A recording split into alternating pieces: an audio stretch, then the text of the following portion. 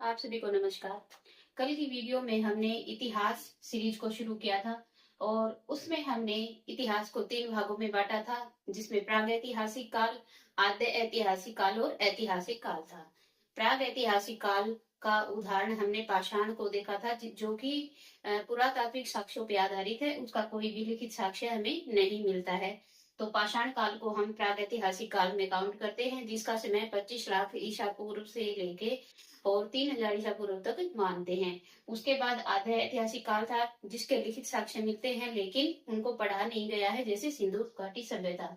उसका समय हमने 3000 ईसा पूर्व से 600 ईसा पूर्व तक का माना था। और उसके बाद था ऐतिहासिक काल, जिसमें की लिखित साक्ष्य मिलते हैं और पढ़े भी गए हैं। उसका समय हमने 3000 ईसा पूर्व से 600 ईसा पूर्व से और अब तक का माना था।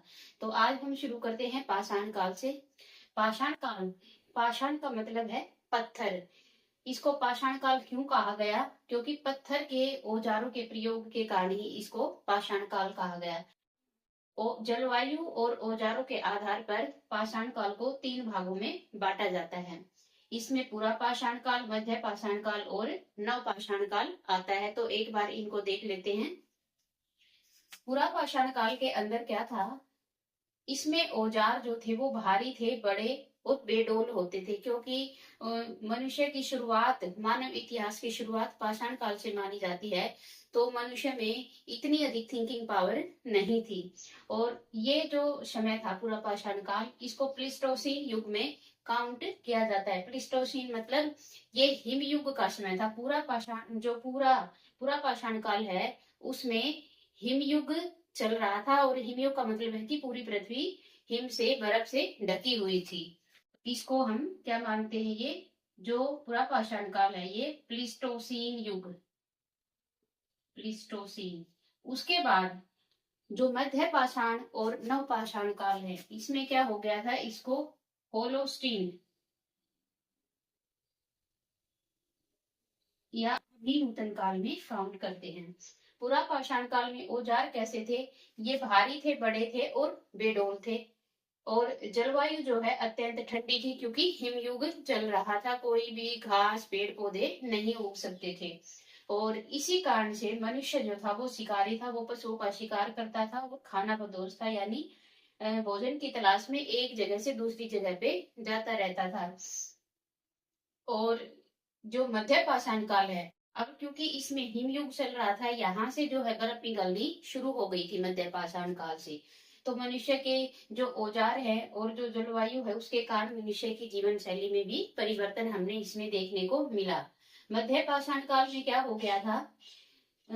इसमें छोटे और नुकीले औजार मनुष्य ने, क्योंकि वो काफी समय हो गया था उसको, तो उसने धीरे धीरे जो औजार है उनमें सुधार लाना शुरू कर दिया था। यहाँ जो औजार मिलते हैं उनको माइक्रोलिथ, माइक्रोलिथ मतलब भारी और बेडोल की बजाय ये छोटे और नुकीले बनाने लग गया था औजारों को।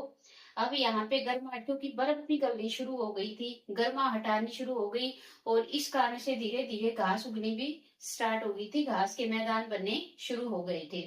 अब क्योंकि घास के मैदान बनने शुरू हो गए थे, तो मनुष्य ने क्या किया था? वो शिकार के साथ साथ उसने पशुपालन की शुरुआत भी मध्य पाषाण काल से कर दी थी। फिर नव पाषाण काल आता है। नव पाषाण काल में जो औजार थे उनमें और अधिक सुधार हमने देखने को मिला। और यहाँ पे जो औजार थे वो पॉलिश, यानी अच्छी प्रकार से पॉलिश किए गए और अत्यधिक धारदार, धार वाले औजार मनुष्य ने बनाने शुरू कर दिए थे। अब नव पाषाण काल के अंदर क्योंकि घास उगना शुरू हो गया था, तो मनुष्य ने खेती का आरंभ कर दिया था। मौसम खेती के अनुकूल हो गया था। और अब जो मध्य पाषाण काल था, यहाँ पर उसने पशुपालन की शुरुआत की। नव पाषाण काल में उसने खेती करना शुरू कर दिया था। अब क्योंकि मनुष्य ने खेती करना शुरू कर दिया था और उसके लिए एक जगह पे टिक के रहना जरूरी था, तो यही से नव पाषाण काल से ही स्थायी जीवन का आरंभ मनुष्य का शुरू हो गया था। और यहीं पर पहिए का आविष्कार भी हुआ। तो ये हमने बेसिक चीजें देखी कि जो तीनों काल थे पाषाण काल के, पूरा पाषाण काल, मध्य पाषाण काल और नव पाषाण काल, तो उसमें हमने क्या क्या डिफरेंस देखने को मिलता है। आगे हम इनको डिटेल में भी पढ़ेंगे। अब बात करते हैं कुछ इंपॉर्टेंट पॉइंट की।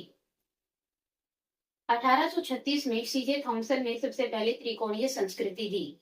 उसने क्या बताया, सीजे थॉमसन ने बताया कि सबसे पहले में पाषाण काल था, फिर कांस्य युग आया और फिर लोह युग। मतलब कि उसने ये बताया कि मनुष्य सबसे पहले पत्थर के औजारों का प्रयोग करता था, फिर उसने कांसे का प्रयोग करना शुरू किया और उसके बाद लोहे का प्रयोग मनुष्य ने शुरू किया। इसी को आधार मानते हुए फिर 1865 में यानी 1865 में जॉन लुबाक ने इस पाषाण काल को दो भागों में बांटा, पूरा पाषाण काल और नव पाषाण काल।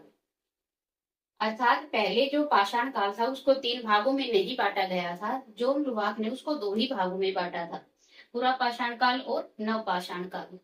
लेकिन फिर ये महसूस किया गया कि कोई भी चेंज जो है वो एकदम से नहीं आता है, यानी कि पूरा पाषाण काल और नव पाषाण काल के बीच का जो समय था, जो बदलाव हो रहा था, पूरा पाषाण काल की जो अवनति हो रही थी और नव पाषाण काल की जब शुरुआत हो रही थी, तो बीच का जो संक्रमण था, संक्रमण मतलब जो बदलाव का काल था, उसका जो समय है उसको बाद में मध्य पाषाण काल नाम दिया गया। और ये मध्य पाषाण काल नाम होडर वेस्ट्रोप ने 1866 में दिया।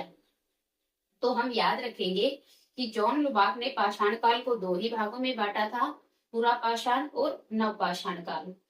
होडर वेस्ट्रोप ने इसमें मध्य पाषाण काल को जोड़ा था।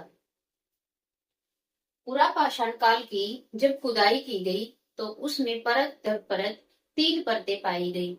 सबसे ऊपर उच्च पुरा पाषाण काल, फिर मध्य पुरा पाषाण काल और फिर निम्न पुरा पाषाण काल। उच्च पुरा पाषाण काल सबसे ऊपर यानी सबसे नीचे सबसे ऊपर, फिर मध्य वाली और फिर सबसे नीचे सबसे पुरानी। तो इन तीनों जो तीन परतें पाई गई उनको तीन, ये जो निम्न पुरा पाषाण काल, मध्य पुरा पाषाण काल और उच्च पुरा पाषाण काल, ये नाम किसने दिए? ये एडवर्ड लार्टेट ने। एडवर्ड लार्टेट ने 1860 से 1870 के बीच में इन परतों को तीन नाम दिए। तो ये थी कुछ मुख्य जानकारी। अब हम देखते हैं पाषाण काल का तीन भागों में समय के अनुसार विभाजन। पाषाण काल के काल विभाजन को हम विश्व और भारत के संदर्भ में देखते हैं। जो पूरा पाषाण काल है उसका विश्व में जो समय है वो 25 लाख ईसा पूर्व से 10,000 ईसा पूर्व तक माना जाता है, जबकि भारत में इसकी शुरुआत 5 लाख ईसा पूर्व से लेके 10,000 ईसा पूर्व तक मानी जाती है। वही मध्य पाषाण काल को अगर विश्व के संदर्भ में देखें तो 10,000 ईसा पूर्व से, यानी यहाँ पे पूरा पाषाण काल खत्म हुआ, उसके बाद 10,000 ईसा पूर्व से 8,000 ईसा पूर्व तक का जो समय है वो मध्य पाषाण काल का माना जाता है। और भारत के संदर्भ में ये समय 10,000 ईसा पूर्व से 7,000 ईसा पूर्व के बीच में माना जाता है। नव पाषाण काल 8,000 ईसा पूर्व से, यहाँ 8,000 ईसा पूर्व में मध्य पाषाण काल खत्म होता है और नव पाषाण काल की शुरुआत होती है 8,000 ईसा पूर्व से 3,000 ईसा पूर्व के बीच में माना जाता है। और भारत के संदर्भ में ये समय 7,000 ईसा पूर्व से 3,000 ईसा पूर्व के बीच में माना जाता है। ये जो समय है ये अलग अलग बुक्स के अंदर इनमें डिफरेंस हो सकता है, विभिन्नता हो सकती है, क्योंकि ये जो समय है पाषाण काल का वो एक निश्चित समय नहीं है, ये कार्बन डेटिंग से निकाला गया है जिसमें कि अनुमानित समय ही हमें पता चला है। तो इसलिए इसमें डिफरेंस भी मिल सकता है अलग अलग बुक्स के अंदर। ये हमने पाषाण काल के संदर्भ में समय और काल विभाजन हमने देखा। अब हम नेक्स्ट वीडियो में पूरा पाषाण काल से शुरुआत करेंगे और इनकी विशेषताओं को एक एक करके जानेंगे। आज के लिए इतना ही, धन्यवाद।